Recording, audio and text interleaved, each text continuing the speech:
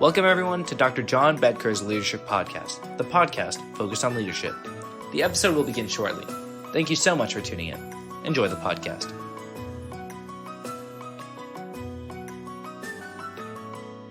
Welcome everyone. So glad you tuned in to the Dr. John Bedker Leadership Podcast. I'm your host, John Bedker. Today we're going to talk about an article about business and economy, but we're going to talk about, I think, something much more, and that is the role of leaders in not only business and economy, but in this practice of art, which is leadership. I'll make a couple of points here just to begin with. One of these is a statement that came from Senator Daniel Patrick Moynihan, quite a person in his day, quite an influencer. He made a comment. Here it is, the quote from Senator Moynihan. "Everyone is entitled to their own point of view, their own perspective, but they are not entitled to their own facts." Now, this is one of those things that I think is key and critical for each of us, leaders. We need to be very, very clear about truth. We're living in a very turbulent time. We're living in an age of misinformation, disinformation, and harsh but true, a time where lying is pervasive. So what do we as leaders do? How do you confront that? Well, I've talked about this some in previous podcasts. Certainly one of those things is we're not trying to start a fight. We're really and truly not. But a leader must be guided by principles that are founded and grounded in truth. Everyone can have their own perspective, but they cannot, and you must not allow them to have their own facts. Simply stated, facts are facts. It's just that simple. So if someone is trying to advance this idea of inaccuracy, of misinformation, of disinformation, or lying, it is the leader's role. It is their responsibility to stand up, to be principled, to be truthful. You may not like it or not, but facts are key and critical for leaders. And anytime someone strays from that, it is important. It is, I would argue, imperative for that leader to stand up. Well, today we're going to talk about some things that are largely advancing in our world that just simply are not true.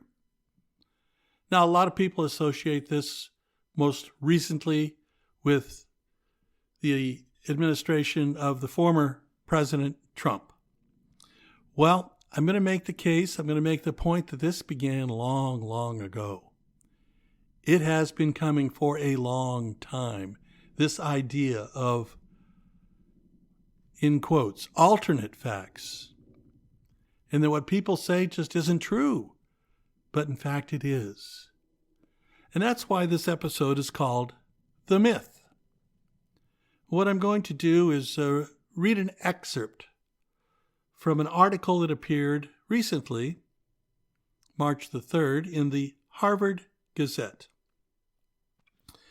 It's an excerpt from a book, a new book by Naomi, Orestes, and Erik Conway. And what they do is they provide a historical review of a myth. And this is a myth specific to business and economy, so it's sort of up our alley, if you will, on the Leadership Podcast here. But it is also an idea that has been pervasive throughout life. So, as I said, I'm going to read this article with my comments and thoughts as we go through it. I want to certainly give full attribution to the authors. Again, Naomi, Orestes, and Erik Conway. Their new book called The Big Myth: How American Business Taught Us to Loathe Government and to Love the Free Market. Well, that right there kind of gets you situated for what we're going to talk about here today. But it is a story about business and economy, but its implications for leadership are what I want to stress today. Let's begin the article. This is the story of how American business manufactured a myth. Well, that's the nice way of saying what I said in the introduction, right? Misinformation, disinformation, things that just simply aren't true. They manufactured a myth that has for decades, and to our detriment, held us in its grip. This excerpt is the true story of a false idea. The idea of, put this in quotes, the magic of the marketplace, end quote. And we'll come back to that as I read the article. This magic, which is to say, not the truth, a myth of the marketplace. Some people have called this market absolutism or market essentialism.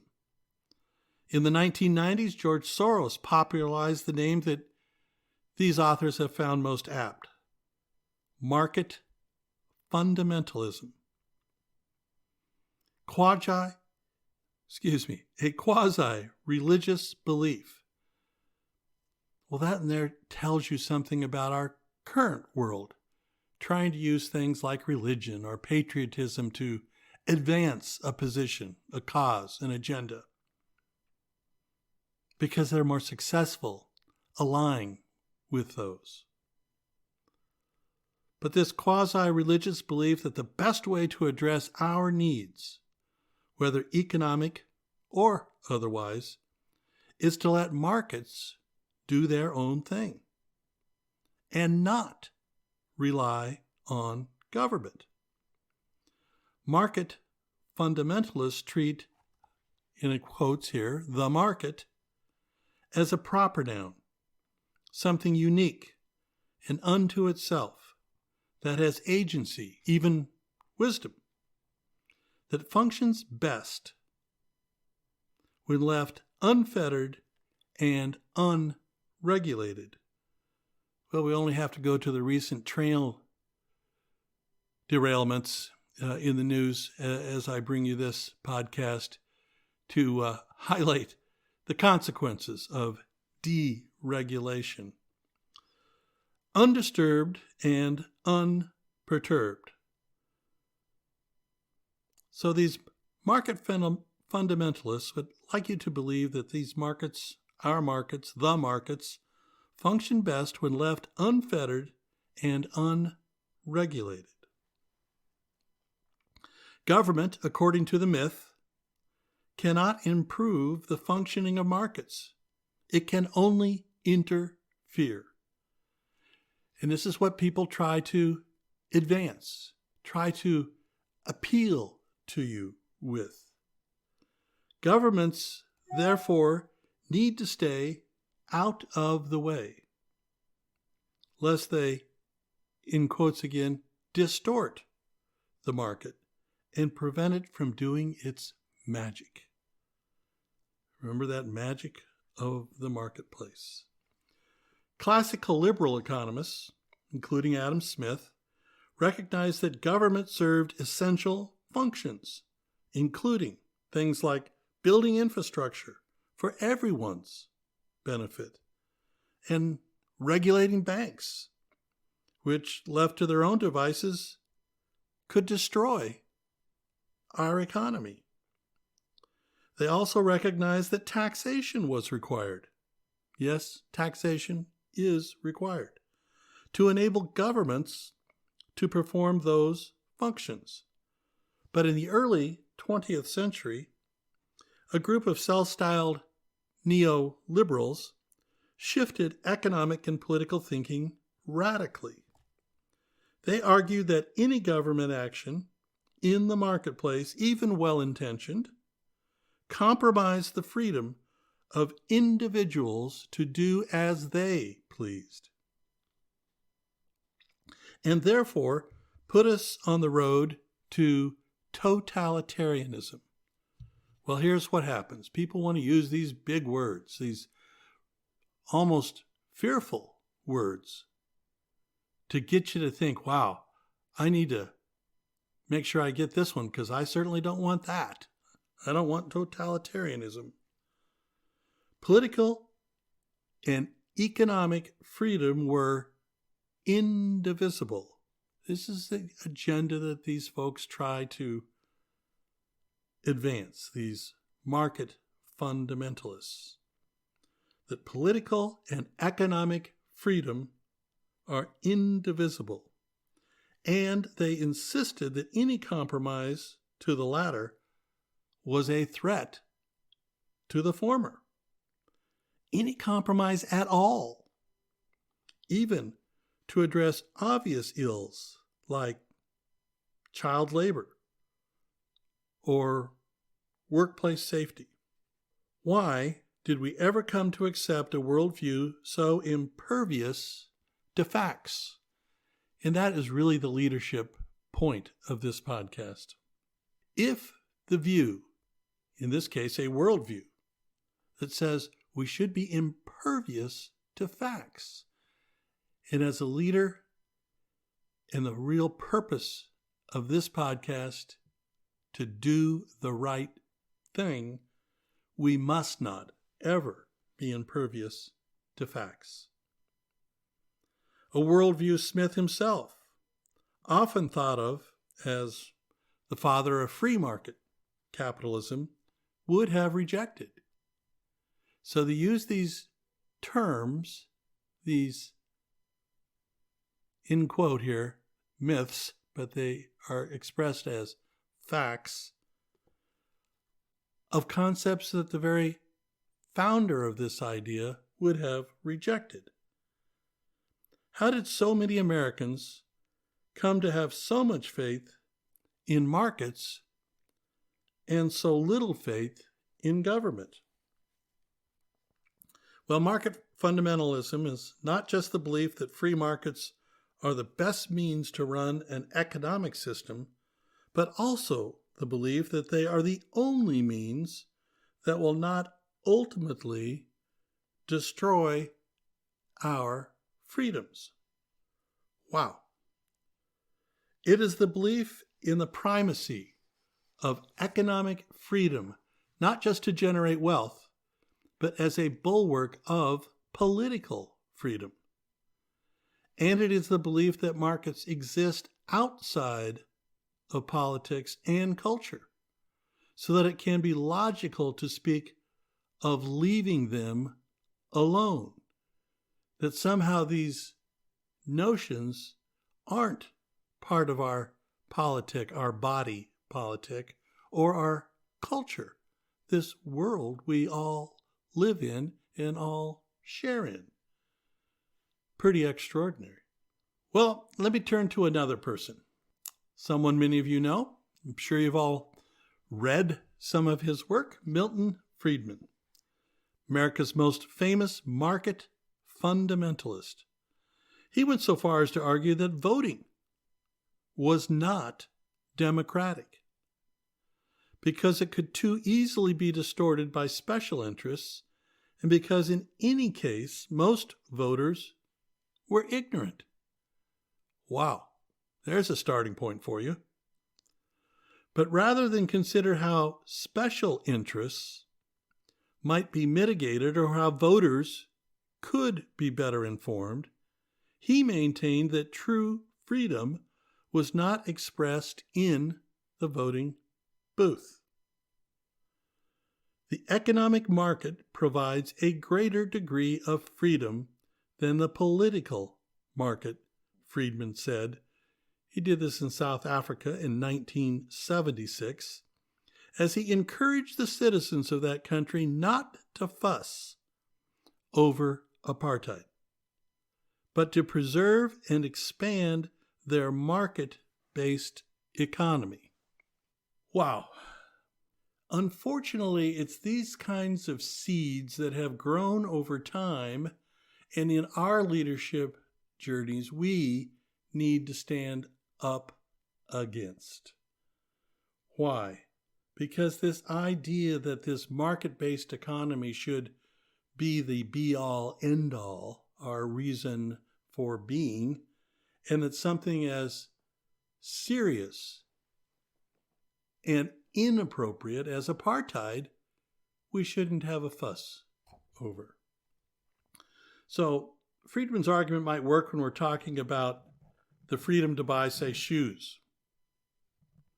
But it fails when we consider the larger picture, including deceptive advertising, aggressive and misleading PR campaigns, and what economists call, in quotes here, external costs. Costs that are invisible to or misunderstood by the shoe buyer, or that accrue to people who didn't buy those shoes at all. Let me give an example. Pollution is an external cost. You'll find this language is really important, that term, external cost. They want to sell it to you in this nice, clever way. External cost. Well, what happens when the shoe manufacturer dumps toxic chemicals behind the plant and hides that fact from the workers, the investors, and from the customers? Friedman downplayed the problems by saying it in this friendly label of neighborhood effects. Again, the clever language. Notice that, neighborhood effects. And claimed that any remedy would almost always be worse than the disease because of the loss of freedoms or compromises to property rights typically associated with government regulation. So, dumping toxic waste into the local stream, not so much a problem, but telling me I should not do that as a manufacturer of shoes, as the example advances, wow, don't even think of doing that. In some cases, Friedman might have been right. Regulations do compromise someone's freedom in order to protect the freedom and the welfare of others. When it comes to pollution, the, in quotes again here, freedom of factories to dump toxic waste has been rightly rejected. When it comes to climate change, the freedom of corporations to sell oil, gas, and coal, well, that jeopardizes all of us. This creates a fundamental dilemma for the fundamentalists. But rather than rethink their arguments, market fundamentalists protect their worldview by denying that climate change is real or asserting that somehow the market will fix it, despite all evidence to the contrary. And here we have the thesis that I brought up in the introduction. We can all have our own point of view. We can have our own perspective, but we are not entitled to our own facts. So this idea of misinformation, disinformation, and yes, lying must be stood up against by leaders. This notion that climate change isn't real, or that somehow the market will just fix it. There is no evidence. There is no factual basis for these statements, and it is our responsibility as leaders to stand up against such ideas. What Friedman said was that capitalism and freedom are two indivisible sides of the same coin. But this indivisibility thesis predates him by decades. In the early 20th century, it was promoted in the United States by a group of industrialists working under the umbrella of the National Association of Manufacturers, NAM. NAM and its allies used the thesis to argue against political reforms that today we take for granted, such as laws limiting child labor, establishing workers' compensation, creating the federal income tax. In the 1930s, they aligned themselves with the electricity industry and used the thesis to argue against the Rural Electrification Administration, the Tennessee Valley Authority, and other elements of the New Deal. Mostly they lost these fights, in part because the thesis suffered a fatal flaw. It was not true. Electricity was a case in point. Markets had failed to bring electricity to millions of Americans who wanted it, but the government had succeeded, and rural Americans were better off economically and no less free. Indeed, they were arguably freer than before, because now they had electrical appliances that reduced manual labor and electric lights to lengthen their usable working days. Because this indivisibility thesis had so little foundation in fact, American business leaders needed to find other ways to shore it up. Well, they began another propaganda campaign, attempting to advance ideas as facts which simply were not true. They were, in fact, myths. So, this has gone on for a long period of time. Certainly, Trump is a figure associated with this notion of misinformation, disinformation, and non-factual statements. But as I think we're making the case here, it predates him by several decades. So, think tanks have been developed. This debate has continued. Books have been written. Certainly Friedman's work, Capitalism and Freedom, his most famous work. You know, when we start to look at that and we find that it was financed and nurtured by American businessmen, well, there's a surprise. And it was the most public part of a much larger project. Well, Reader's Digest published an excerpt of it. It became what Ronald Reagan began to hang on to. So, what we want to do here in closing is to say that this work that began a long, long time ago continues. This article that I read to you from directly, great article, and I want to give full credit to the authors. They make this case and abundantly clear that this idea of advancing an agenda through the use of misinformation and disinformation and lying is not new. People with great intellect, with great following, with great voice have used it for many, many decades. And today it is becoming more and more pervasive.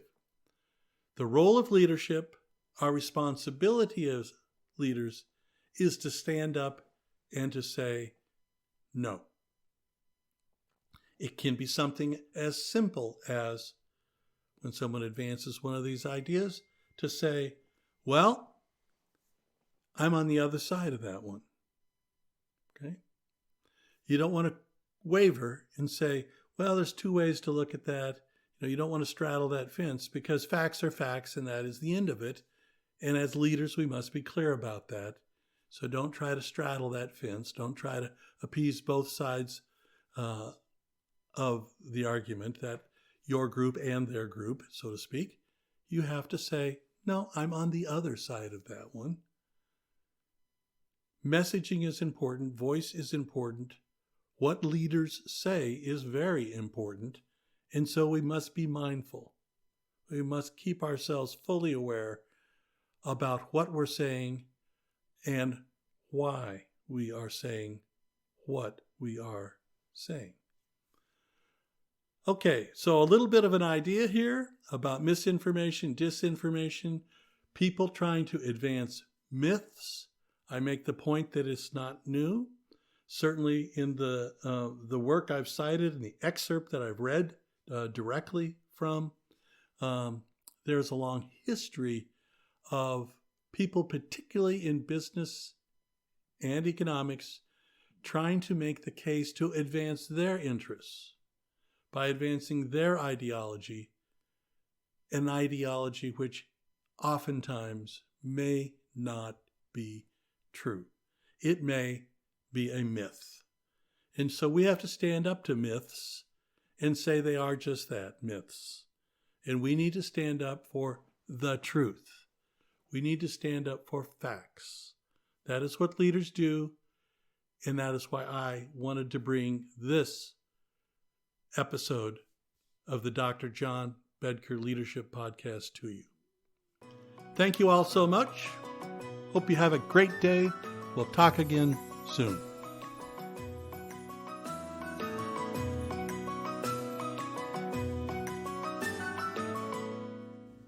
Thank you for tuning in to Dr. John Bedker's Leadership Podcast. We hope you enjoyed this episode. Please tell your friends, and, of course, please follow our podcast and subscribe. Thank you again for tuning in.